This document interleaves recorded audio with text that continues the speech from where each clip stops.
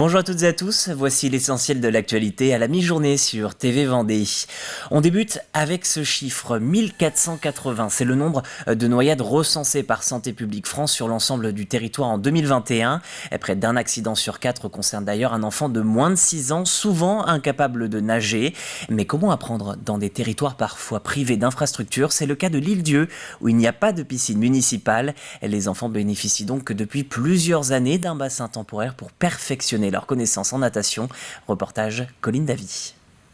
C'est une piscine pas comme les autres. Sur l'Île-Dieu, les enfants apprennent à nager dans un bassin mobile, une solution du dispositif mis en place par l'État pour prévenir les noyades. Mathis, on fait pas les jambes, hein ? Dans le dispositif J'apprends à nager, il y avait la possibilité d'avoir et d'investir dans des bassins mobiles pour des zones carencées en bassin. On a des territoires en France et en Pays de la Loire carencés, donc il n'y a pas de piscine, donc les enfants ne peuvent pas apprendre à nager. Problème réglé. 1,40 m de profondeur et 12 mètres de long, c'est l'idéal pour apprendre une nage correcte. Ah oui, c'était un sacré besoin parce qu'en fait, les enfants, même s'ils sont entourés d'eau, ne savent pas très bien nager. Et donc, on est obligé d'aller sur le continent, de prendre des cours sur le continent, de prendre une journée, beaucoup de fatigue pour les petits. Donc, non, c'était vraiment infernal. Ça répondait vraiment à un besoin. En fait, les enfants de l'Île-Dieu, ils savent un peu nager, c'est-à-dire qu'ils se débrouillent dans les vagues, mais ils ne savent pas faire une nage pour aller à l'école, par exemple en seconde. Ils se retrouvaient en seconde et ils ne savaient pas vraiment bien nager. Et les enfants en sont eux-mêmes plus que ravis. Oui, je me sens très chanceuse, c'est une grande chance. C'est trop bien pour apprendre à nager, c'est plus facile que dans la mer. Déjà, moi, j'aime pas trop les algues. C'est plus chaud de la mer, vu la mer, elle est très froide. Et c'est bien pour apprendre à nager. La mer, il y a du courant. Et donc ça peut être dangereux. Génial! Mais ils l'enlèvent en hiver, donc c'est triste. Destiné aux scolaires en mai, juin et septembre et aux centres aérés en juillet et août, 473 îlets ont pu bénéficier du bassin pour des résultats déjà perceptibles. Je tourne la tête, j'inspire rapidement. Avec ce bassin chauffé proche de l'établissement, ce sont vraiment les conditions idéales. Et effectivement, on voit, puisqu'on est sur la 3e saison, que des élèves qui ont bénéficié des cours lorsqu'ils étaient en primaire arrivent au collège déjà avec une bonne pratique de la natation. Le bassin sera vidé à la fin du mois, mais il devrait de nouveau être monté en mai prochain pour les futures générations. Autre chiffre de l'actualité, c'est le nombre d'accidents mortels dans le département. Nous nous rapprochons dangereusement des données avant Covid. En 2019 et 2020, 43 personnes sont décédées sur les routes, 38 pour le moment cette année. Alors la REAMS proposait une journée de rappel de sécurité sur la route à destination de ses salariés. Pour cela, elle a d'ailleurs fait appel à l'association Prévention Routière. Sur les 3 dernières années, dans les gens qui fréquentent ici la REAMS et Utile 85 en particulier, il y a eu 10 accidents de la route, par exemple. Et donc, malheureusement, ces accidents, le nombre ne diminue pas. Et ces accidents ont leur lot de conséquences pour la suite. Parce que si on a un accident en vélo, assistance électrique, en trottinette ou même en voiture, ça peut avoir des conséquences assez graves.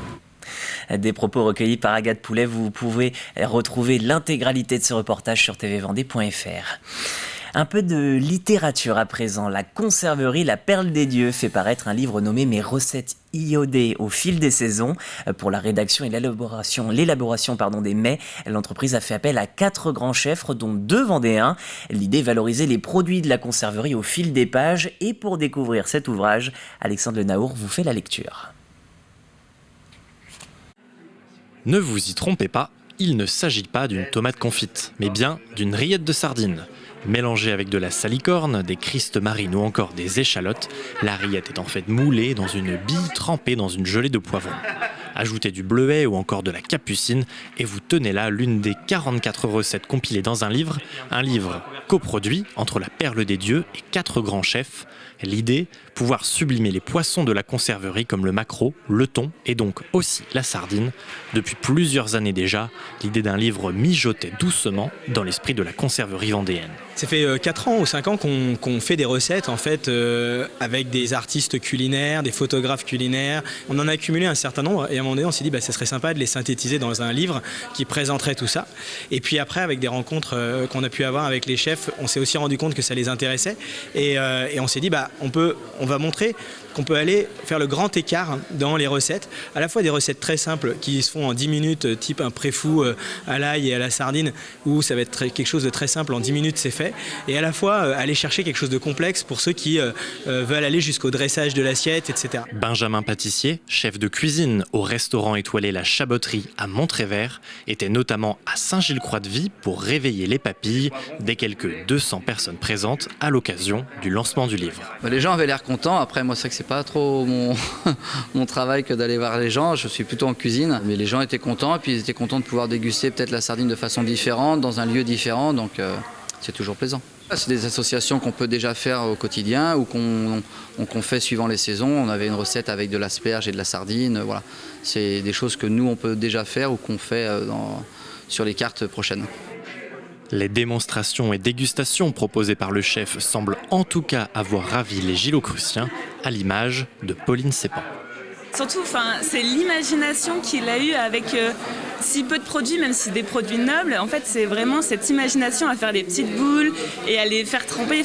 En fait, je me dis, moi qui aime bien cuisiner, mais ça n'a absolument rien à voir avec ce qu'il a proposé, quoi. C'est incroyable, vraiment.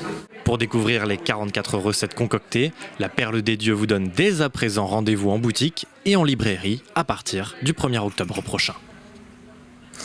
La Microfolie prend ses quartiers dans la maison intercommunale des services publics de Saint-Jean-de-Mont.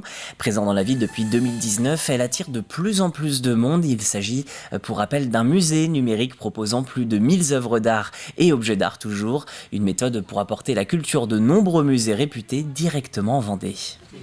Toutes les Microfolies, elles comprennent un musée numérique. Donc c'est un écran et des tablettes qui sont reliés. Et l'idée, c'est de projeter des œuvres d'art, donc au départ de musées nationaux comme le Louvre, le Château de Versailles, la Philharmonie. Et grâce aux tablettes, en fait, on va avoir des informations complémentaires sur les œuvres projetées. Maintenant, on a 8 collections, donc on a aussi bien des œuvres nationales, régionales, étrangères. On a un petit peu de tout et plus de, je crois, 1500 œuvres maintenant dans le musée numérique. Ça remplacera jamais un musée traditionnel, mais ça permet de susciter un premier intérêt au plus proche de ce soi.